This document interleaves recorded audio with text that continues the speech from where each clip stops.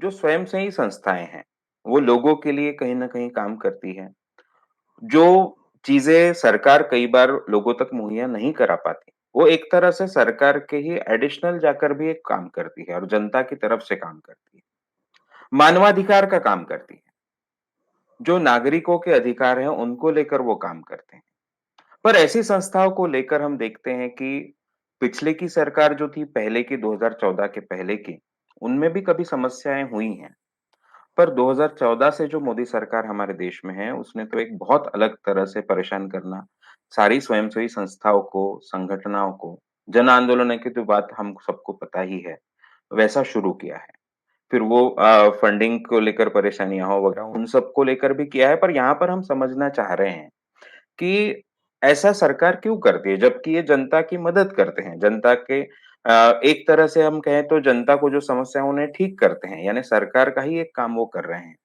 ऐसा होकर भी ये मोदी सरकार ऐसा क्यों करती है? उसके पीछे सर अ, आपको क्या कारण लगते हैं? आपके क्या उसके बारे में विचार हैं?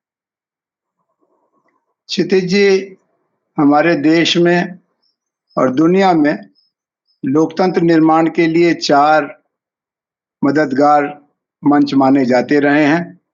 वो हैं विधायिका, जो लोगों के चुनाव से जनता के प्रतिनिधि चुने जाते हैं, इनका काम है कानून बनाना। कार्यपालिका, जो सरकारी प्रबंधन कहलाता है, अच्छी तरह से चुने हुए प्रतिभावान लोगों को हम अपने प्रशासन में लाते हैं, जो विधायिका के निर्णयों को लागू करे, कानूनों को लागू करे, जनहित करे। तीसरा, न्यायपालिका, कि जब-जब सरकार या प्रशासन के द्वारा न्याय का प्रश्न उठे या समाज के विभिन्न समुदायों में परस्पर द्वंद्व हो, तो न्याय किस पक्ष में जाता है, इसको न्यायपालिका देखती है। और इन तीनों के साथ एक सहयोगी भूमिका में मीडिया या समाचार पत्र वगैरह रहते हैं, जो सूचना के ज़रिए, मूल्यांकन के ज़रिए, आलोचना के ज़रिए और बहसों के ज़रिए देश की दिशा में योगदान करते हैं। लेकिन इसके साथ ही 3 और माध्यम हैं, मंच हैं, साधन हैं, जो भारत के लोकतंत्र निर्माण में सहयोगी रहे हैं और होना चाहिए दुनिया में। वो 3 हैं: स्वयंसेवी संगठन, शिक्षा केंद्र और तीसरा, जिसको आप कहेंगे विभिन्न राजनीतिक दल। ये तीनों में से जो स्वयंसेवी संगठन है या लोक संगठन है, उनका काम लोकतंत्र निर्माण की दिशा में, बेहतर समाज बनाने की दिशा में, रचनात्मक तरीके से और कभी-कभी आंदोलन के तरीके से योगदान करना है। एक मायने में, जैसा आपने शुरू में कहा, ये संगठन सरकार के काम को ही आगे बढ़ाते हैं और सरकार का काम संविधान के ज़रिए देश का नव-निर्माण करना है। अब आपने उठाया सवाल कि ये जो लोक संगठन हैं, इन्होंने मानवाधिकार के सवाल उठाए, इन्होंने स्त्री प्रश्न उठाया, इन्होंने पानी का सवाल, इन्होंने जीव-जंतुओं का सवाल, इन्होंने रोज़गार का सवाल, इन्होंने कुल मिलाकर के राष्ट्रीय एकता का सवाल उठाया है। इनका गुण क्या है? इनका गुण ये है कि ये छोटे से बड़े किसी भी आकार के हो सकते हैं। दूसरे, इनके निर्माण के लिए आपको कोई वोट बैंक नहीं चाहिए, आपको धन शक्ति नहीं चाहिए, आपको खाली लोक जीवन में उसकी ज़रूरत चाहिए।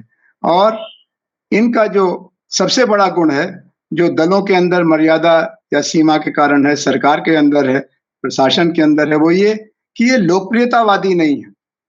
कोई भी सरकार लोकमत से अलग बहुत दूर नहीं जा पाती है। उसको प्रबंधन करना है, जो स्थिति है उसको बनाए रखना है। तो हर सरकार कुल मिलाकर के मझोले दर्जे के परिवर्तन करती है। बुनियादी परिवर्तन के सवाल अगर उठाएगी सरकार, तो उसका वोट बिखर जाएगा। राजनीतिक दल भी कुछ सवालों पर चुप्पी रखते हैं, क्योंकि वो, जैसे दुर्योधन ने भरी सभा में द्रौपदी का अपमान किया और माता द्रौपदी के अपमान के बारे में बाकी सब विद्वान चुप रहे, भीष्म पितामह, द्रोणाचार्य, कृपाचार्य आदि।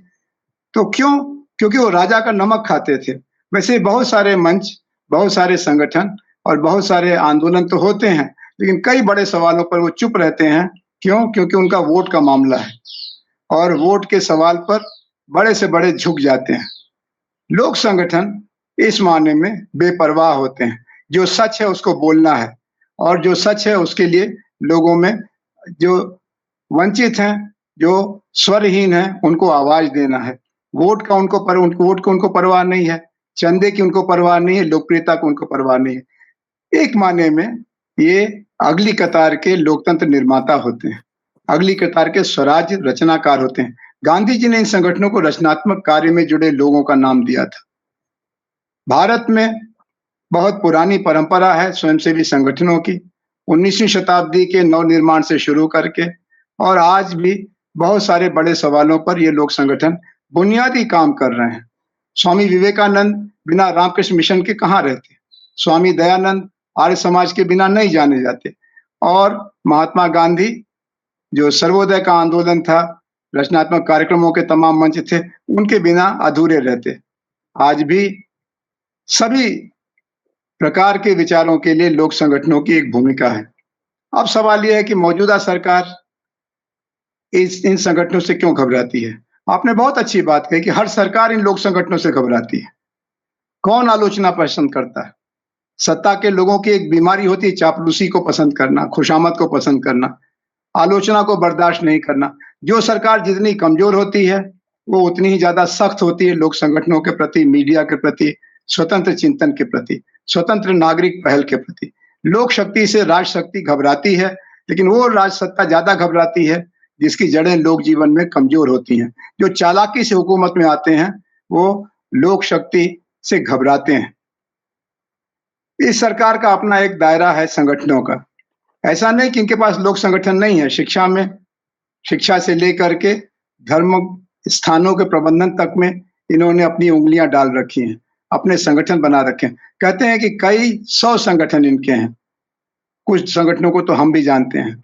फिर जब ये सरकार ऐसे संगठन से जुड़ी है जो लोक संगठनों की पीठ पर खड़े होकर के राजनीति करती आई है। राष्ट्रीय स्वयंसेवक संगठन खुद एक लोक संगठन है, जो ये भारतीय जनता पार्टी की माँ जैसी है। तो जो भारतीय जनता पार्टी है, वो लोक संगठनों की संतान है। फिर वो क्यों घबराती है? इसीलिए घबराती है कि इनका मुकाबला दूसरों से होता है। चुनाव में तो मान लीजिए जीत गए, 1 बार जीत गए, 2 बार जीत गए, लेकिन लोगों के बीच में जो सवाल हैं, उनको उठाने पर इनके संगठन चुप्पी रखते हैं। आपको याद होगा जब नई आर्थिक नीति 1991-92 में लाई गई, श्री नरसिम्हा राव प्रधानमंत्री थे कांग्रेस के, डॉक्टर मनमोहन सिंह जी वित्त मंत्री थे। उस समय आरएसएस ने विरोध किया और स्वदेशी जागरण मंच बनाया कि हमें स्वदेशी के बिना, और स्वदेशी का शब्द इन्होंने राष्ट्रीय आंदोलन से लिया, बंकिम चंद्र से लिया, टैगोर से लिया, गांधी से लिया। लेकिन जैसे ही ये सरकार में आए 2014 में, उसके बाद स्वदेशी जागरण मंच का कहीं नामो निशान नहीं है और चारों तरफ विदेशीकरण चल रहा। कहते हैं कि हमारी अर्थव्यवस्था में आज विदेशी पूंजी जितने बड़े पैमाने पर कब्जा कर चुकी है, उतनी ईस्ट इंडिया कंपनी के बाद कभी नहीं थी। चीन के बारे में तो इनके अपने संगठन के लोग कहते हैं कि चीन ने कलम और जूते से लेकर के कंप्यूटर हर जगह अपना उत्पादन फैला रखा है। तो इनका जो लोक संगठन का पक्ष है वो अवसरवादी हो गया। ऐसे इनका एक संगठन अखिल भारतीय विद्यार्थी परिषद। हम लोग जब विद्यार्थी आंदोलन में थे, जयप्रकाश नारायण के नेतृत्व में हमें काम करने का सौभाग्य मिला और शिक्षा में बदलाव हमारा एक बड़ा सपना था। विद्यार्थी परिषद का भी सपना था। लेकिन जब से ये सरकार आई है, इन्होंने शिक्षा के बारे में बोलना छोड़ दिया और विद्यार्थी परिषद और शिक्षा में परिवर्तन के बीच में अब कोई संवाद, कोई संगठन नहीं। ऐसे ही इन्होंने जाति का सवाल उठा रखा था। इनके लोक संगठनों में जातिवाद को कोई प्रोत्साहन नहीं दिया जाता सैद्धांतिक तौर पर। लेकिन जब से ये सरकार में आए हैं, तब से जाति के सवाल पर जो अत्याचार होते हैं, गुजरात से लेकर के और बिहार तक, उनमें इनके संगठनों की कहीं कोई उपस्थिति नहीं रहती है। लेकिन दूसरे संगठन तो हैं, आप नहीं बोलेंगे तो दूसरे बोलेंगे। और ये संगठन इस मामले में निर्मल है, उस बच्चे की तरह से जो उस भीड़ का हिस्सा था, जो राजा की अगवानी के लिए खड़ी थी और राजा किन्हीं कारणों से बिना पोशाक के, बिना कपड़ों के बैठा हुआ था और राजा को लगता था कि वो तो बहुत सुंदर लग रहा है और जनता भी ताली बजा रही थी कि राजा का कौन विरोध करे। लेकिन बच्चे ने माँ से पूछा कि माँ, ये राजा नंगा क्यों है, इसके कपड़े कहाँ गए? ऐसे ही लोक संगठनों की निर्मलता है क्षितिज जी। लोक संगठन कभी जो बड़ी घटना होती है, चाहे मणिपुर में हुई, चाहे मेवात में हुई, सरकार चुप रहती है, राजनीतिक दल दाएं बाएं देखते हैं, मीडिया कब्जे में होने के कारण नहीं बोलता। लेकिन लोक संगठन अपने 2, 4, 5 प्रतिनिधि भेज करके सारे देश के सामने जो सच है, दूध का दूध और पानी का पानी कर देता है। दूसरे लोक संगठन नेतृत्व निर्माण का भी एक बड़ा माध्यम है। जैसे जी। नदियों के बचाने का आंदोलन, अब नदियों के पास तो वोट नहीं है, नदियों के पास पैसा भी नहीं है और राजनीतिक दल वहां कतई नहीं जाते जहां न नोट हो न वोट हो, तो वहां हमारा क्या काम। लेकिन हुँ, लोक संगठन जहां लोकहित है, जहां देश का भविष्य है, जहां राष्ट्र निर्माण की चुनौती है, वहां जाते हैं। और नदियों के बिना कोई सभ्यता आगे बढ़ेगी नहीं और हम नदियों का नाश कर रहे हैं। तो लोक संगठनों ने मिलकर के एक मंच बनाया और नर्मदा बचाओ आंदोलन पिछले 40 साल से इनके तमाम दावों को झुठलाता हुआ पूरी दुनिया में हमको बेपर्दा करता है। ये पार्टियां नहीं करती, ये वैज्ञानिक नहीं करते, ये शोध केंद्र नहीं करते, क्योंकि सब सरकार से दबे रहते हैं। खाली लोक संगठन है जो लोकहित से जुड़ा हुआ है और सरकार से आजाद है। इसी तरह से मानव अधिकार का हनन, आप जानते हैं कि दुनिया की जितनी सरकारें हैं, उनमें से कोई सरकार ये दावा नहीं कर सकती कि वो मानव अधिकार की रक्षक है, क्योंकि सेना, पुलिस और जेल के बिना सरकारें नहीं चलती हैं। और सेना, पुलिस और जेल मानव अधिकार के संवर्धन के लिए, मानव अधिकार के दमन के लिए जानी जाती है, चाहे अमेरिका की सरकार हो और चाहे भारत की सरकार। अब इसको कौन बोलेगा? तो एक लोक संगठन बन गया, पीयूसीएल, जयप्रकाश नारायण जी ने बनाया, लोक स्वतंत्र संगठन, people's union for civil liberties. ये हजारों लोगों का संगठन नहीं है, कुछ दर्जन लोग एक शहर में होते हैं। लेकिन जहां कोई घटना हुई, केरल से लेकर के कश्मीर तक, ये लोक संगठन जागते रहो की आवाज लगाने लगते हैं, अपनी छोटी बड़ी रिपोर्ट निकालते हैं। 1984 के दंगों में भी इन्होंने निकाला, जिसमें कांग्रेस का हाथ था, सिखों का नरसंहार हुआ। और 2002 के गोधरा कांड में भी इन्होंने बताया, जिसमें मुसलमानों का नरसंहार हुआ और बीजेपी का या गुजरात की सरकार का हाथ था। तो लोक संगठनों के बारे में अभी तो मैं इतना ही कहूंगा कि ये कबीर की तरह से हैं, कबीरा खड़ा बाजार में, मांगे सबकी खैर, ना काहू से दोस्ती, ना काहू से बैर। अब सरकारें ऐसा चाहती हैं कि आप या तो हमारे दोस्त बनिए या चुप रहिए, और बैरी तो बिल्कुल मत बनिए। और लोक संगठनों की ये प्रवृत्ति है, ये मर्यादा है, ये जिम्मेदारी है कि अगर सरकार सही करती है तो ठीक है, उसको माला पहनाएंगे। लेकिन अगर सरकार गलत करती है तो अपनी ही सरकार क्यों ना हो, बल्कि अपनी सरकार हो तो और जरूरी है कि हम उसका विरोध करें, उससे बैर करें। अब बैरी को कौन पसंद करेगा? इसलिए मौजूदा सरकार लोक संगठनों, विशेष तौर पर गांधी, विनोबा, जयप्रकाश की मर्यादा वाले संगठनों से बहुत घबराती है, क्योंकि उनकी निर्मलता का 100 बरस का इतिहास है।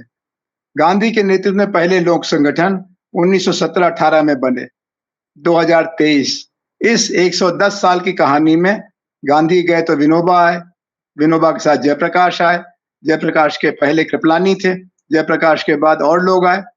और इन संगठनों ने हिंदुस्तान के लोकतंत्र पर जब जब उसके चेहरे पर कोई धब्बा दाग लगा है, उसको पोंछने का काम किया है। सरकार को पसंद आवे तो अच्छा है, नहीं पसंद आवे तो ऐसी की तैसी।